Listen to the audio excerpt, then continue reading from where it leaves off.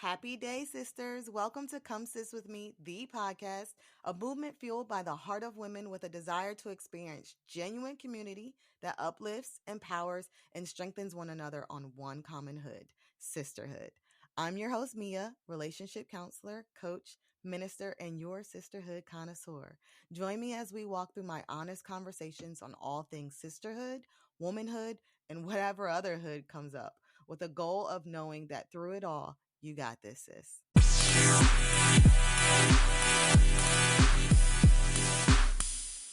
Hey. Welcome to back to Come Sis With Me. I have a special guest with me today. Hi, babe. Hello. Welcome to the show. Thank you for having me. Welcome to Come Sis With Me, the podcast run by your wife. I'm like the first in-person guest, right? Yeah. You feel special about that? Yep. Hey, babe. Okay, so I decided to bring my cute husband on to talk about one, our marriage, and two, how sisterhood plays a part in our marriage. But I thought it was really important to do it, one, because it's during the month of February. What's February, babe? Valentine's Day. Okay, what else? Your birthday. Okay, thank you. But it's also Black History Month. So Black love, Black history, my birthday. Like, I just thought all those things went together really well. Yeah, I agree. Okay, perfect. So today I think we should share with the people that listen to me what it looks like or what it sounds like and what it feels like to be married, period. But then to be married to me, to be married as a Black man.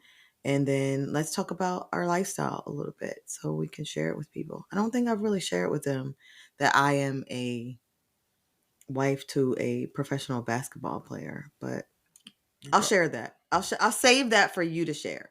So, Scootie Randall, my husband of almost 9 years. Let's talk about how we met. Tell the people how we met. Were you want to start? No. This is the question for you. You are my guest. Welcome.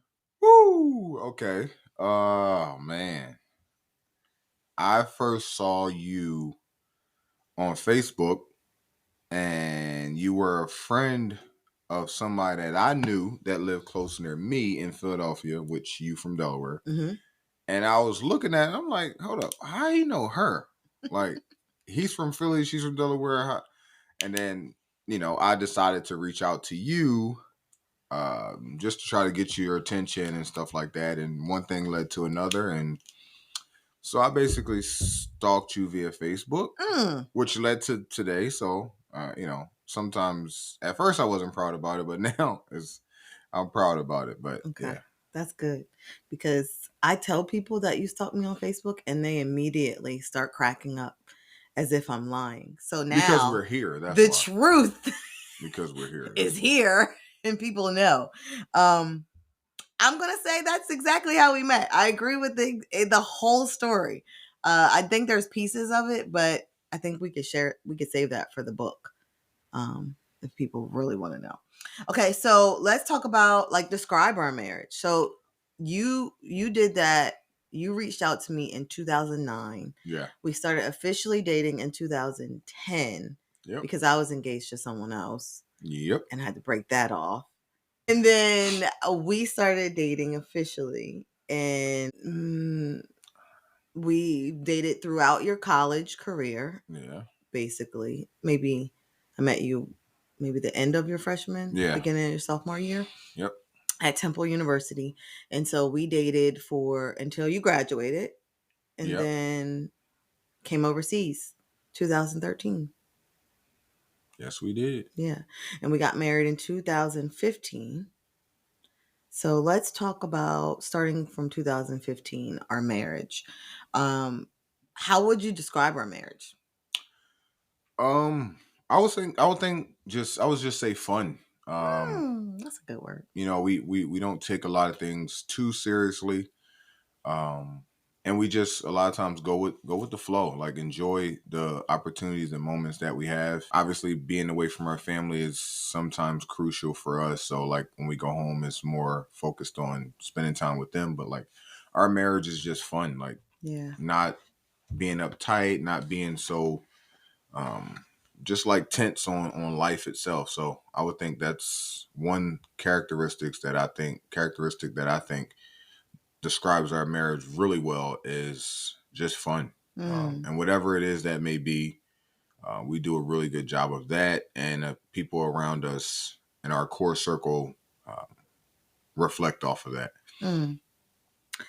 I think that's a good word to describe us too.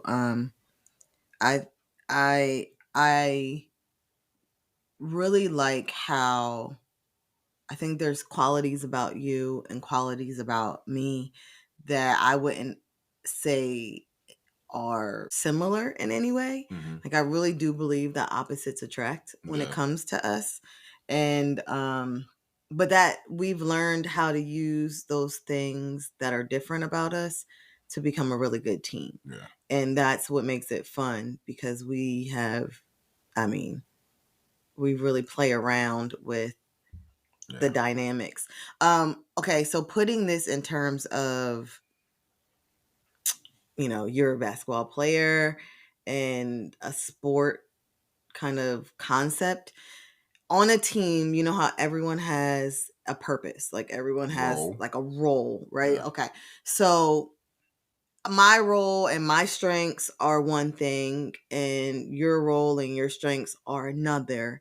How do we, in your words, like in your thoughts, how do we put those dynamics together to make a good team or to make our team fun? Like what do you think we do well? I think one thing that is a strong point for us is we don't try to change the other person. Even in sports, but just in general, like for us, I don't try to change your strength. I don't try to change what you do well or what you don't do well. Mm-hmm. My job is to see what you do well and what you don't do well and try to help you. Yeah. And if I have some characteristics that can help you, I'll do that. But I think one thing that keep us strong is the fact that we don't try to change the other person. We accept the other person for who they are, and obviously we continue to pray if we need some guidance on the other person doing X, Y, and Z. But we never tried to change each other from the start, and I think that's something that allowed us to be obviously where we are today. But Mm. um, I just think that's for me as a man, like it's it touches us as men when a woman tried to change who we are versus helping us be better. So That's good. I think that's yeah, Yeah, I think a team requires diversity. It requires differences in people who are good at different things. And certain people have things that they've grown up with that they've learned how to perform and special training or just experiences that they've been through that helps them acquire the knowledge and the wisdom to overcome certain things. And so I agree with you. I think that obstacles and anything that really comes our way is combated from multiple angles. Like it's yeah. not just one way or another way. Like it's really a full encompassing, all encompassing strategy that we've created. Do you think that's what makes winning teams too? Like sports, like in on your teams in the previous seasons, what do you think diversity and having a well-rounded, you know, team? I would say there's when you establishing these roles, there's you got to be able to like I have to be able to counterpart my fellow teammate. Like what he don't do well, I need to learn how to do Mm, well, okay, and what I don't do well, it's up to him to learn how to do well. gotcha. So I feel like that's from that perspective. I feel like we've done that really well. Yeah. All right, so let's talk to them about how we have fun because I mean, right now we're super serious and we're like, oh, answer all these questions. You're doing really well. I'm so proud of you. I was a little nervous about what you were going to be like because this is not scripted whatsoever. Lights, camera, action. Lights, camera, action. And I was just like, well, depending on what you say, I could always delete it and just go back. Just go back. But I do want to share with people, I want them to hear our banter, like our back and forth. But I really want them to understand why I speak to you in like sports terms. So give them a little bit of background on Scootie Randall and like your mindset, who you are, what like really makes you tick. Mm. Tick, and what type of tick is TikTok. this? What? Tick in life, just like Um, your I mean, thoughts. just What fuels you? I think people look at me from a perspective of basketball, but Mm, for me, it's more so about a team. I was told long years ago that life is not about you. Like mm. everything we do is about relationships. Everything we do is about team, and we don't get Ooh, nowhere by ourselves. So for me, when you think about that, even sports aspects or between me and you, it's like we're a team. yeah. So there got to be things to make you happy. Like I want to see you happy. I want to see you thriving in whatever it is that you do. And in society, the woman is supposed to cook, clean, and make sure that it's the Mm, total opposite where she's her job is to make the man feel that way. But I feel like for me, growing up around basketball, that's what helped shape my life in terms of who I am, and like what gets me to tick is like seeing other people happy, and that's just something I've always thrived on. Like even if it's up to me to give everything that I have to see someone else happy, like that's just something that's always been like one of the things that make me tick, and that's just seeing everybody else happy, like no matter what it takes. yeah. So Yeah. that's who I am. That's what I stand for. Happiness and just being a part of camaraderie is something I feel like life needs, and that's how we get to where we need to go. And being on multiple teams throughout your career has Yeah, highlighted that for you. yeah. Because everyone's Mm, different. mm-hmm. Every we have in sports you have 14 to 15 different personalities you deal with on a daily basis. So it's like Yeah. I just feel I just try to again find pockets where I can see what's needed from someone else's perspective. So Yeah. that's I'm gonna say that I'm complete opposite. agree. I mean, I like to see other people happy, but that's not what makes me tick. Um, in our marriage though, I think I can pinpoint when I noticed that we were different. That we would come from opposite sides of the spectrum on a lot of things. When did you notice the difference? Like when did you notice that my wife does not think the same way that I think? Whew. I know it's been so many times, right? But like, Yeah, I feel like what's one that sticks out the most? I'm trying to think. I probably should ask you this question so you could have thought about it in No, I advance. think I think I think when we talked about we obviously marriage and you talk about getting married and the wedding and this and that and this and Mm-hmm. that and it's like okay, like what do you think we should have? Give you a suggestion and it's like no, but what if we need this? Like what about this? And it's like okay, cool. Like So planning the all wedding. right, cool. Like now it's like okay, now or what do you about what we think about this or this venue? Oh, like I think it'd be nice to. No, you know what? Like I think we should. Like, and I was like, you know what? Just Do let what you got to do. Oh, you gave me the reins. You were like, I I, quit. I'll show up, do what I need to I'll do, show up. and we gonna make it do what we do. But like, Well, I'm glad you yeah, showed up. I'm glad you showed. So the wedding, planning the I wedding think is so. when you Yeah, I realize think like we're gonna have some differences, yeah. some opposites. Okay.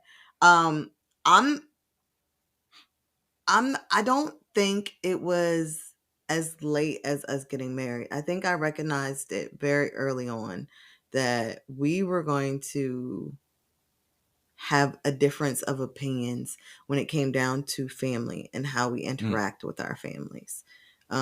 Because I guess my family is close, but I don't think they were or are as close as your family, Yeah, agreed. right? And so your family really was, you guys are very inwardly focused. Everybody is cared for, your siblings, your mom, your dad. I mean, even some of your extended family, like your aunts and uncles, like your mom is really close with all of her Yeah. siblings, Yeah. and just how that dynamic. And I mean, I loved it, right? Don't get me wrong, but I knew, because my family didn't operate like that, that it may be an issue. Yeah. Um, I agree with that too. yeah. Now that So I think about it. I read something. I read something in the Bible. Well, I read something in a book that talked about like the diversity and how a marriage should reflect the two different aspects of God. I don't know if it should, but how it can, right? Like if we're talking about opposites. And so there's two characteristics of God that Romans 11:22 talks about. It says, "Consider therefore the kindness and sternness of God. Sternness to those who fell, but kindness to you, provided that you continue in his kindness." So two characteristics. He's kind, but he also is stern. Mm-hmm. So in your opinion, which one would you be? The kindness or the sternness of God? I think I'll be the kindness. I did. Okay, so that's so funny because I Kindness. definitely Kindness. was like, I'm the stern one, Yeah. but I don't want to be the stern one You have sometimes. to be. Obviously, But in different times calls for different measures, I should say. So like sometimes you will be kind and I'll be stern, and then sometimes you'll but be by default, you're saying you're the kind one and I'm the stern one. yeah, that's basic. Okay, okay. That's How do we mediate those two polar opposites when we're faced with like big decisions, or maybe not big decisions, but this decision, anything that we come up against in our marriage? Like how do you think we mediate those two polars? Because I absolutely agree with you. I'm definitely going to come from the very black and white, you know, picture side of it, and you're like, I think there's room for a gray area. yeah. Mm. Uh, I mean, I think I think just who we are is like when you care for someone in the capacity of a marriage, mm-hmm, their say so matters to an extent. mm-hmm, Um, they share how they feel about it. The other person share how they feel, and then it's a common ground that has to be set in place for us to continue to go. Like no matter what it is that we do. So I feel like I'll give my kindness of the situation, and you'll give your sternness. But at the end of the day, it's like okay, what will continue to help our marriage grow, mm, or what will continue to allow us to be better, or if it's about family, like how do we, this is how I feel, this is how you feel, how do we make both sides happy in the sense of, okay, we're going to die down here and we're going to spend a little bit of time here, a little bit of time here, instead of mm. just so um I it's hard to put it into words because everything just flows, and no, we're not perfect, but everything just flows. But I feel like there's kindness, stern, and there's what's best for Us. us in the situation.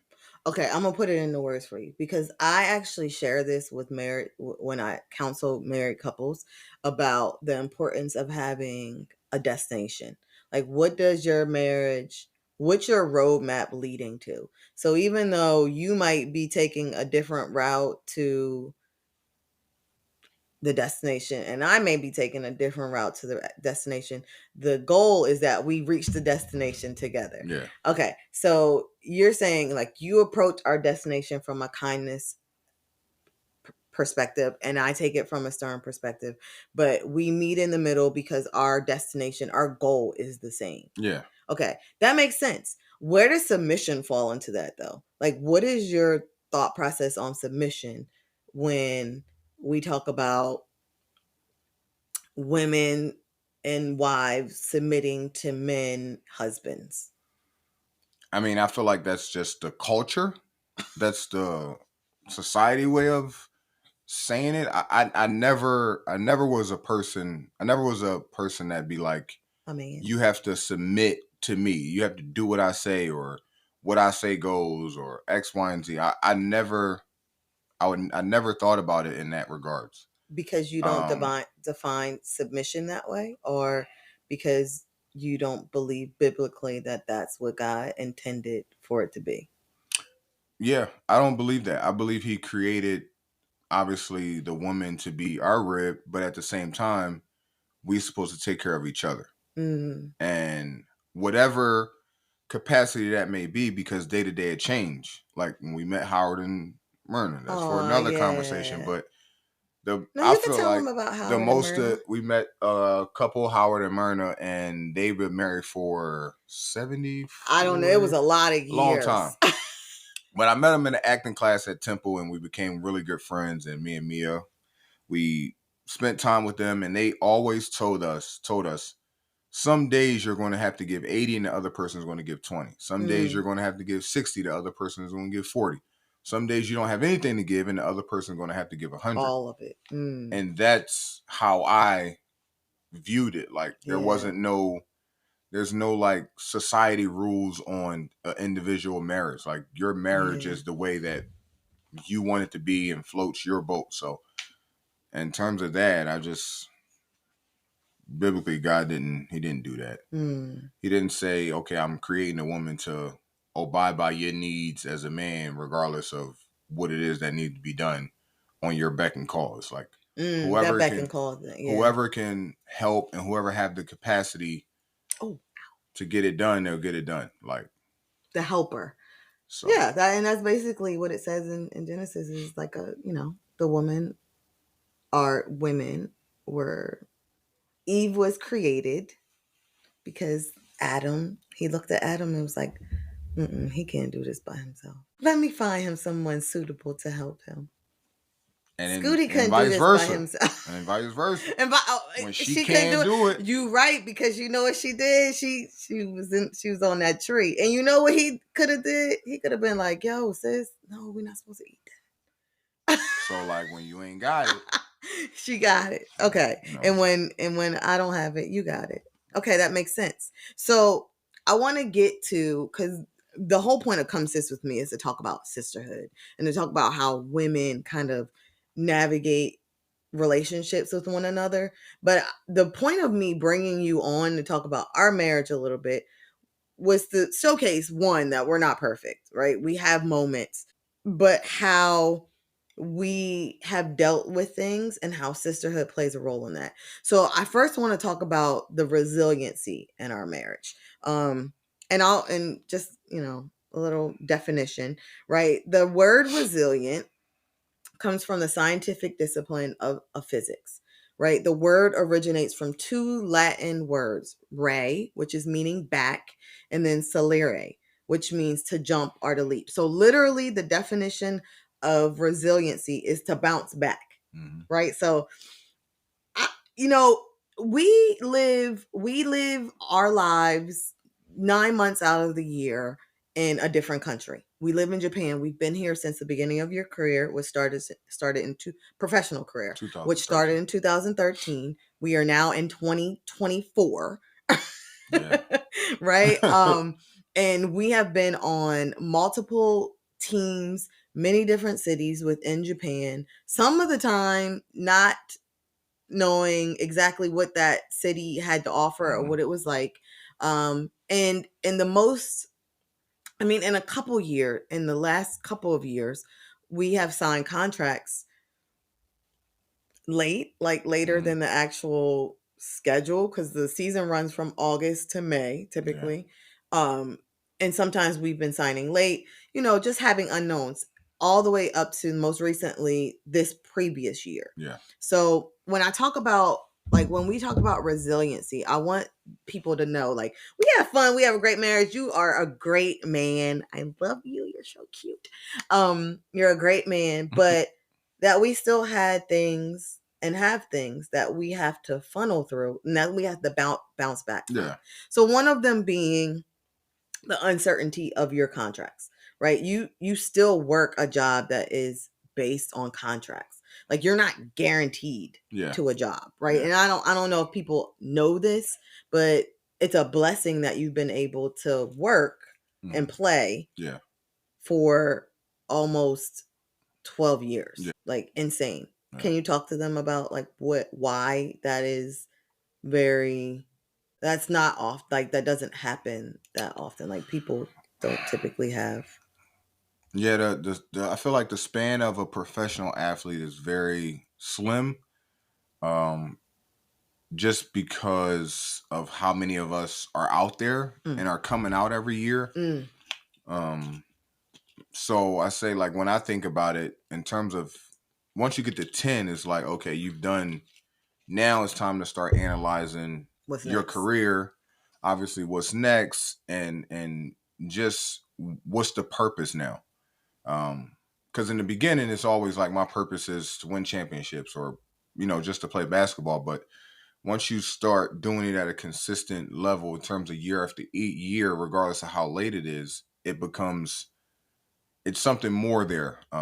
So for me, it's always been, again, I'm a part of a team. When I walk away from a season, the people that play with me, I want them to never play with a person like me again, in terms of seeing the good in them that they failed to see for themselves.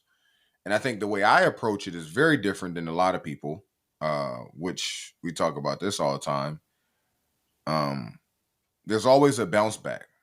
So for us, year after year, we've been signing late. So I'm joining teams late. I'm coming into situations late. But the bounce back and the goal remains the same.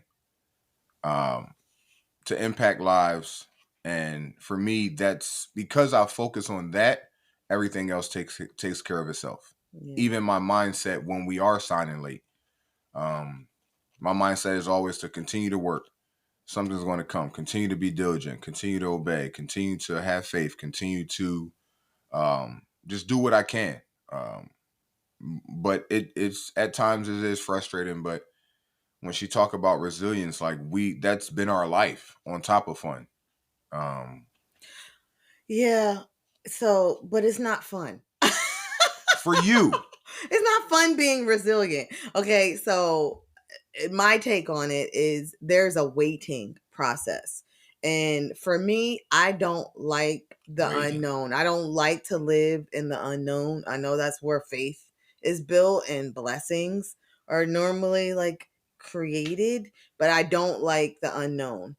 For other reasons we'll get there in a second. It's not funny. I like knowing like where we're going and what we're going to do. One, because I most of the time have to pack all the stuff that we live off of for almost 9 months, right? So I've been helping lately though, so right? Packing? All right, cool. No, the packing? Babe, you order the stuff, you go Stern. I'm no, let's be honest with the people. No, you order the stuff and Chasket and no, but I'll be helping. You be helping. I'll be helping. Okay. I'm not gonna take that away from you. You help. But you do not mastermind the 9 months that we need to live off of stuff to get it over here and stuff. Like that's not you logistically, that's not your role. That's not, you don't play that purpose on team. Okay, so for me, I like the knowns. I like to know where we're going. I like to know, set up. I run a whole Facebook page that helps people figure out like their lives, right? Like overseas. So I just like to be in the know. So what happens when we don't get a contract, we don't sign a contract on time, I immediately go into financial mode. How are we going to pay bills? How are we going to make sure that things stay running the same way that they've been running when you're in contract? Because your contract most of the time runs like a teacher. So a teacher works and gets paid typically his or her 9 months out of the year. And then those summer months, they don't get a paycheck unless they change it. I actually heard that teachers can get paid the whole year. That's good. That's good for teachers. But it's still the same base salary. Yeah. They just spread it out, which is great. I mean, that's understandable. But the idea is I still want our life to run the same way it does, even if you're not working. Yeah. And so the mind, like the work, the energy that my mind has to put into that is Right. not it's not easy. I also, on top of that, the the what's the idea? Like the thought of, well, what's next, right? And I know that for you, basketball is pretty high up there. I joke with you often that I feel like I'm second and basketball is first. You don't like when I say that. But um it's because basketball sometimes feels like it's first. I mean, I'm not gonna lie. So my thought is, oh my gosh, if you don't go back to something that you haven't already like settled your heart around not going back to, how is that going to affect us? And so I think about all these things.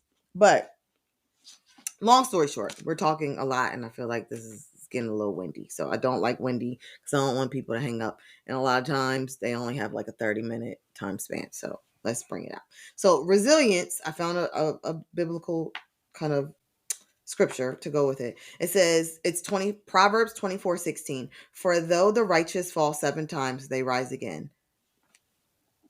So the idea is that even though we fall, we rise. So how do we stay resilient? Because we haven't just signed late in contracts. We also are on a journey through infertility, right? And we have been waiting and hoping and praying and believing for a baby Randall since we got married. You and everybody else. You Us and everybody You else. said you and everybody else. It's actually you that started it because I didn't even think I wanted kids until we got married. Yeah. But okay, that on top of family issues, Yeah. okay, health concerns, not like personal health, but health concerns with our family. Yeah, so how do we bounce back? I know you said one thing that you said when you were talking about like the contract is the goal is still the goal. At the end of the day, you're like, this is what I want to do. And, my mindset hasn't changed around this. But how do we bounce back and stay committed to one another and not jump off the team because there's a little rockiness in our boat? I think we dealt with that sometimes. We dealt with that a little bit this summer. I think with you wanting to not being in the unknown, um, whatever's going on, just telling you, like, even if it's nothing, like, Mm, okay, yo, I just talked to X, Y, and Z. We ain't got no traction yet. We're gonna check back again next week. yeah. Versus just if you don't have anything, just not saying nothing. Or wait until you get something, which typically I do. Yeah. So I think that's been I think that was the good part about it. Like me knowing who you are and me knowing one of your strong points, which is scheduling and knowing and planning and stuff like that. So it's like, okay, cool. Like let me do my part, which may be little, but like it goes a long way and it's a Mm, big part of this. Like if a I give long her way. some type of answer or some type of like like buzz like listen, this is what's going on. Yeah. I think that's been the bounce back for us, and that's been keeping us um above float the past couple years when that did happen. On top of being around family and just feeling like we do miss out on a lot during the course of Yeah. the 9 months, so maybe we are here because God want us to be here to experience some things with our family that we may not get a chance to experience, which Mm, we can get into later. But some of that stuff did happen. So we were happy that we that we actually were didn't there. sign on time because Yeah. then we would have had to leave. And it was some stuff that needed our hearts and our love. So In our um presence. it's Like, yeah. it's one of those things where you just know your partner and know how to get like, just Yeah. feed their needs a little bit. Let me tell them why it's important that you communicated that part with you. Let me just make this click for the people that we've been married for almost 9 years and it took 8 for him to realize, you know what? I think I need to talk to her a little bit more about what's going on. and I need to share, even if I have nothing, still talk about it, because you, as my teammate and as my partner, um, you carry a lot of weight for me, and you literally are the reminder that hope is still present in our marriage and in our lives, in my life particularly, right? Like, you are you're made in the image of God. And so when you come to me and you talk to me and you say, "Hey babe, I don't really have anything right now, but I just wanted you to know, like, we're still working, we're still waiting, but we're waiting together." That gives me hope. Like, that reminds me that I'm not running this race alone. Yeah. Right? And so Yeah. those that wait upon the Lord, you know, that Isaiah 40, man, when you come and say, "Hey, we're still running this race. I don't really know when we're going to get there, but we're still running it." Like, that is all of the security that I need in the moment. And specifically with the contract signing, that has been like, that has helped me bounce back. And so in the moment, I'm not, exactly happy that Yeah. there's no contract. But then I'm like, okay, he's still running the race. Well, let me figure out how I'm going to run my portion of this Yeah. race too. Right. And so that's even how this podcast got birthed for me. This has been on hold for years. Mm-hmm. Right. Shout out to Amira, because she was like, I went over there for a little girls' date and I came home with a whole podcast episode. She was like, okay, I'm waiting for it to drop next Friday. Right. But being able to connect with friends and uh being reminded that we still have a race to run. Yeah. And we're doing it together. So, okay, so that's resiliency from that standpoint. You said something about like being there with family. And very early on in our marriage, I did not have the best relationship with your family. Mm-hmm. And I don't know if I shared this on here yet. But I know that my sister-in-laws listen, so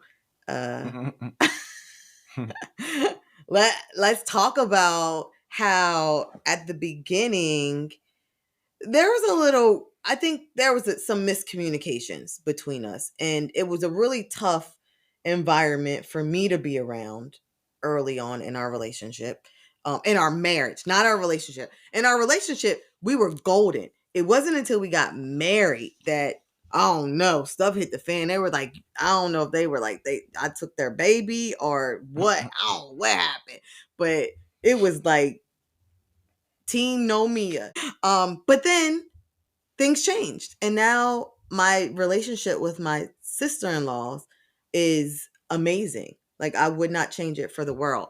So talk about how we bounced back from that original relationship to now and how that affects you, like our relationships. Oh, I think the start, I think that, like you mentioned earlier, like we are a tight knit family in terms Mm, of doing things together, piggybacking off of each other, joking, laughing, y'all are not goofy. seeing each other for a long time and then coming back and it's like we saw each other yesterday.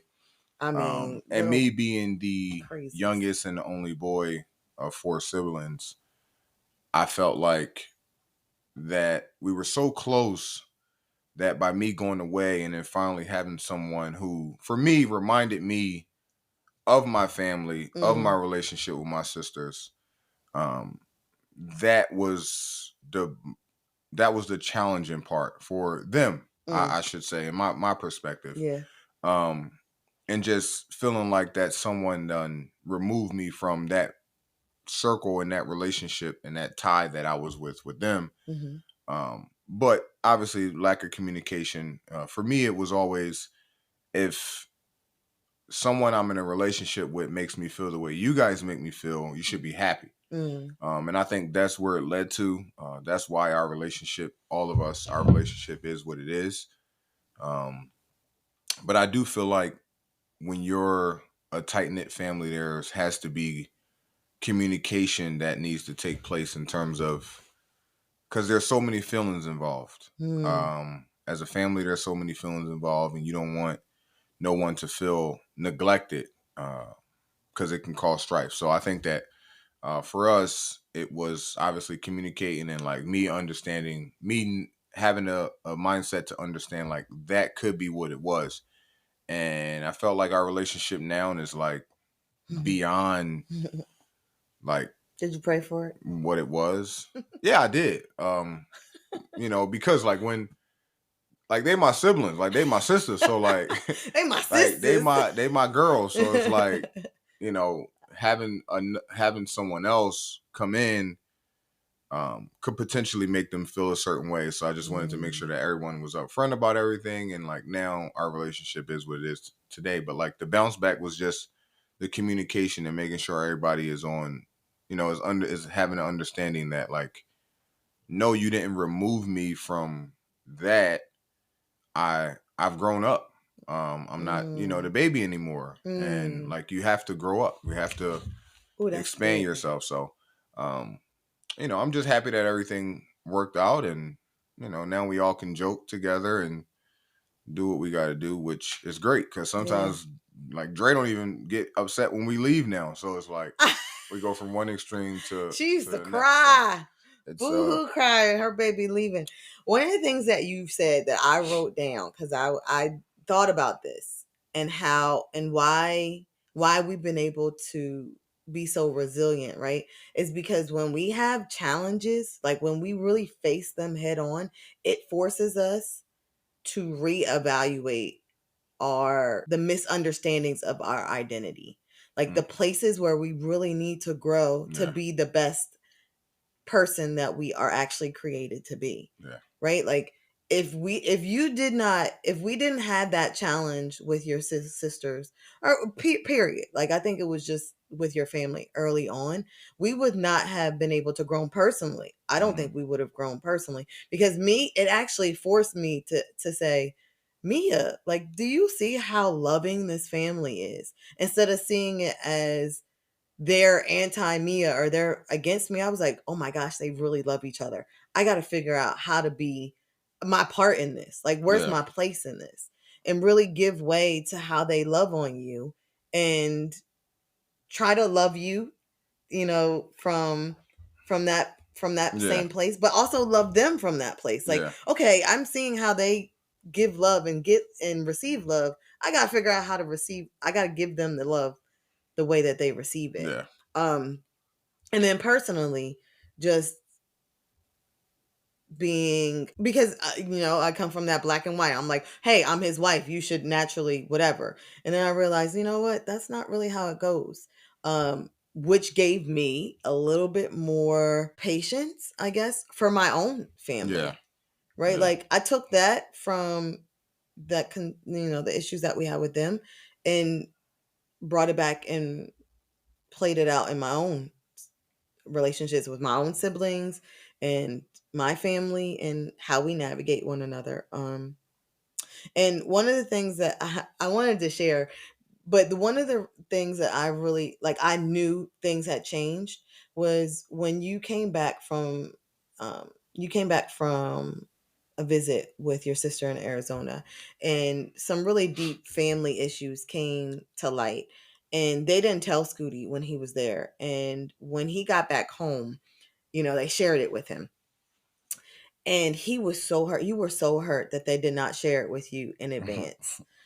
And I remember Dre said like her reasoning, she was apologetic. She was like, "You're right. Like I'm so sorry that we didn't share it, but we knew that you needed Mia. We knew that you needed Mia there with you before we could share that information." And I was like, "Oh my gosh." One, I do want to be upset, but the second part is like, dang, Lord, you really like made this full circle change. And they have accepted me as your wife yeah, wholeheartedly to the point where they're like, we can't be that for him. Mia is absolutely that for him. yeah, yeah. We made strides. We're here. Mm-mm-mm. Okay, so I touched on it a little bit, but let's talk about this. So hope in hard seasons. Basically, resilience for us is hope in hard seasons. How do we find hope in the infertility, in this journey through infertility? I think we talked about it. I don't want to get me to line, but I remember us talking about it, and we both came to terms with like, are we okay with our family being just us if that's the way God wanted to be? Mm, And we both said okay. Like a family is not just bringing kids, having kids, and making kids a part of the family. right. Obviously, we both want, people want legacies and all that type of stuff, but there's many ways to establish a legacy. But um, we are a family, Yeah. and that's me and you, and we both would like a baby Randall, absolutely. But that's according to You God's and the time. entire world So at this point. I just think we talked about it and we came to terms with like baby Randall or not, like we're still going to be the loving family that God created us to be. Yeah. And I feel like that for us was okay, cool. Like, we gonna be good. We gonna be Mm, good either way. Um, but it has its days. yeah. For me, I think the easiest and simplest answer, which is a good segue into sisterhood, is that we have a great community around us. And I think we've been very vocal and honest with people. Sometimes not in a comfortable way. It has not been comfortable at all, Hmm. for some conversations to be had, right? Like having to explain and teach people how not to clock my womb, Mm. basically. Like, Yeah, hey, stop asking us when our kids are coming. Hey, stop saying, hey, you're putting on a little weight. Are you pregnant type of thing. And it hasn't been comfortable, but as a team, we've been able to combat that yeah, and say, hey, no, guys, this is how I want you to respond. And the community that we have around us has been very willing and reliable, right? To one, pray for us, but also, just be mindful yeah. and respectful of that. Um, so one, and I have great friends. Lily and Shakrita, remember when we were staying with my mom that one summer and we got up at 6 a.m. every day and they would just pray Mm. with me. I remember one of the things that I prayed about was speaking in tongues. Like I really wanted to have my prayer language and they prayed with me 6 a.m. every morning about that and also about infertility. And I just want you to speak to what you think sisterhood, how that plays a role in our marriage. Not just marriage particular. I mean, overall marriage, but our marriage in particular. I mean, jokingly, it just give you an outlet that you don't gotta come to me sometimes when you That you when ain't you have joking. You stuff. being dead serious. No, but I think it's good because you have a team. Mm, Like I said before, like we can't do anything without a team. We can't mm, do anything without relationships and mm, all of those things. Like, but you have a team, and when you talk about sisterhood, is removing that veil and everybody being, I would say, transparent with each other, being yeah. honest, being open, and just understanding that you're not in this thing alone. Like Mm, what society says that a sister is or a woman's supposed to do, like you have help, you have mm, guidance, you have other women who have done it or who are going through it yeah. and who can help you through it. And for us, our obviously you being big and come sis with me, that has helped our marriage because some of the sisters that you have been married longer than us, Mm-hmm, have dealt with way more issues than we have dealt with, and just can give you that advice and knowledge that you need mm-hmm. to prep you for the things that could potentially happen or different things in our marriage. So like I felt like it was great and it was very, very, very um a blessing. It was a great blessing to have because it just It helps us. is a great blessing to It is have. because Not it past, because it just present. helps us. It helps us in all Yeah. of the things that we could potentially go through. You have sisters who are married or who was married and who can guide you and Mhm. who can give you the Even my single sisters advice help you me need. out. Yeah, absolutely. So how do they help you though? Because that. By helping you. Oh, okay. So helping me helps you, Yeah. because By relieves helping the you help. burden, Yeah. the weight. Yeah, because nigga, we almost wasn't married. Man, Shantae saved you. We're past that. Okay, so sisterhood for me, right, in our marriage, I think absolutely you nailed it. But specifically, there's times when I think I've gone through some things with you, or we've gone through some things that aren't so, they're not funny, right? And a lot of, I mean, people, I think they see us online, they see you, and you're goofy. I mean, you just have no serious bone in your body. He sounds very serious right now, but he is not serious, y'all. He's like goofball. Um, and there's sometimes where I'm like legit mad. Yeah. And my sisters will be like, "Don't do my brother like that.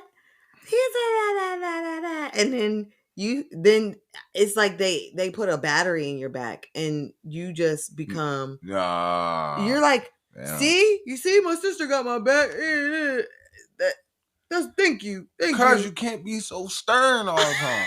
You gotta, God, you can't be so stern all the time.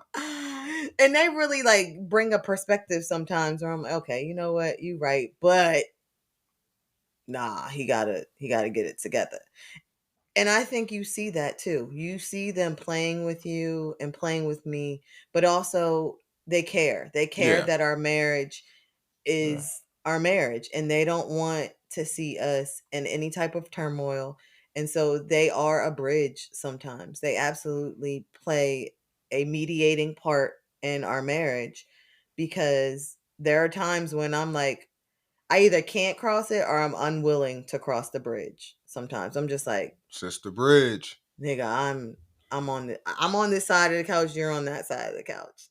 Sister Bridge. What you gonna eat tonight? Okay, I What's think I shared this in what's for previous dinner? episodes that our way of, after a fight, like just like our flag, our wave the white flag signal is, what you want for dinner? What we eating? Right? Like that is how we close every argument, because It's not that serious. you gotta eat. Right, you gotta eat. You gotta eat, sis. You gotta eat, right? And he knows that's one of my I like to eat. Love language. You like to eat, and we bond over that.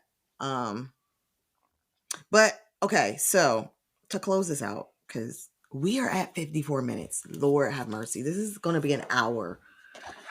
All right. You talked about legacy earlier and how we don't necessarily need babies to have a legacy. To close us out, what do you believe is our legacy? What's the legacy our marriage leaves? Think about it. We sum it up in like 3 words. I would say persistence. We're persistent. I think both of us strive to be role models. I don't know how to. I think in every way of life, like we both strive to be great role models. Not just obviously through our marriage, but individually with others. Hmm. Just making sure people see us the work, seeing us do what we need to do. I Um, think that word is integrity. integrity. Yeah. So still doing, still being, still, even if nobody's looking, right? Yeah. Still holding that light, that candle, um, under our butts. Mm. Basically, it's like even if nobody's watching. Okay, so persistence, integrity, thumper.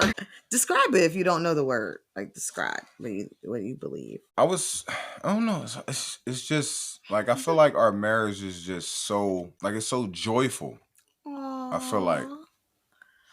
Oh, baby. Jewel, I love that. No, I'm serious. Like it's I know you like are. That's when why I love it. when teammates come over, when family, Okay, don't take mine. You're about to take mine. all that stuff. But joyful, I think it's one of the words for me. Okay.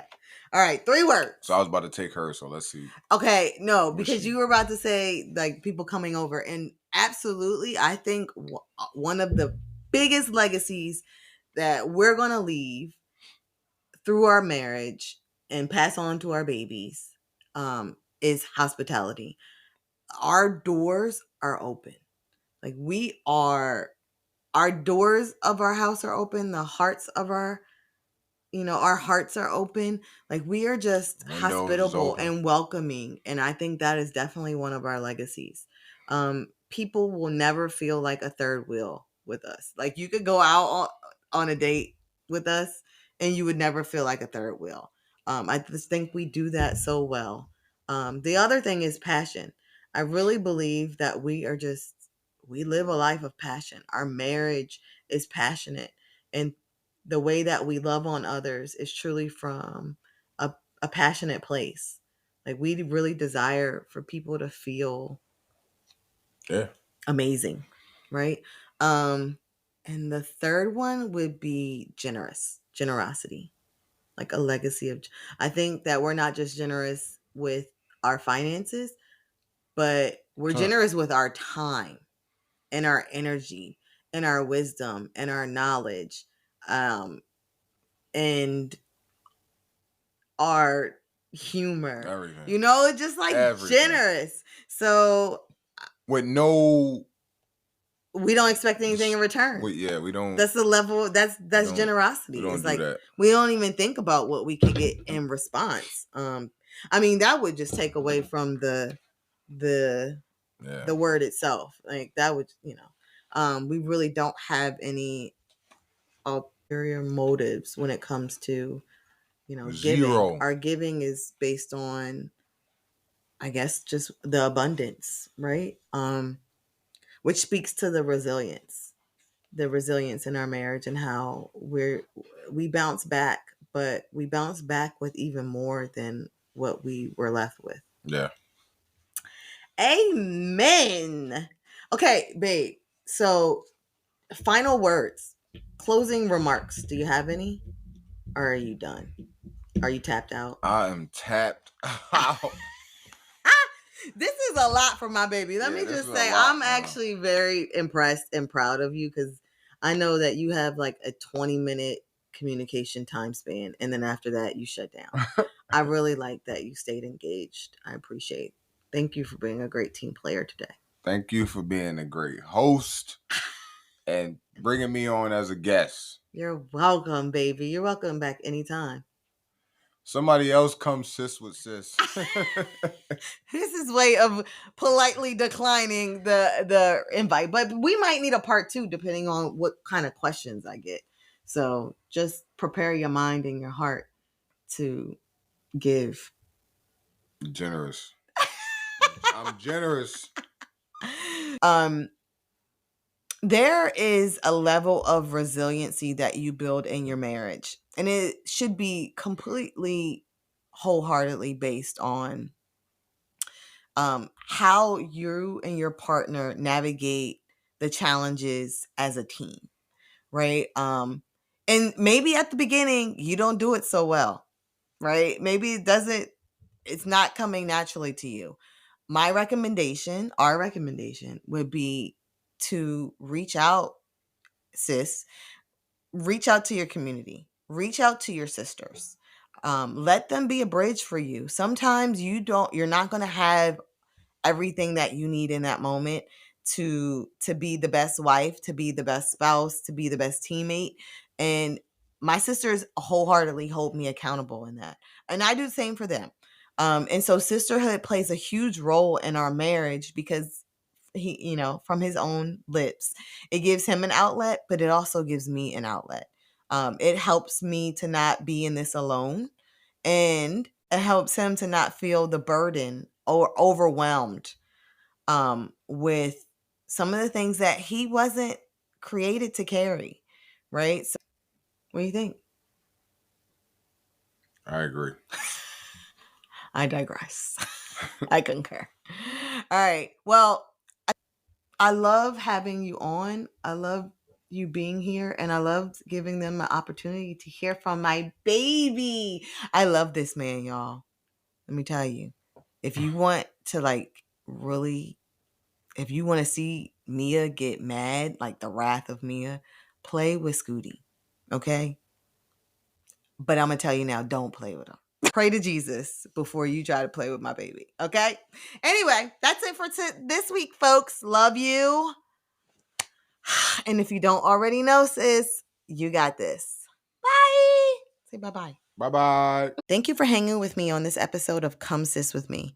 Don't forget to follow me on Instagram and YouTube at Come Sis With Me, and visit the website at comesiswithme.com, where you can find the updates on events, email me, or even schedule a one-on-one.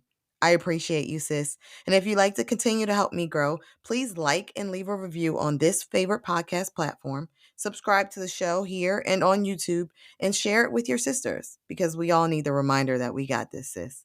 Talk soon.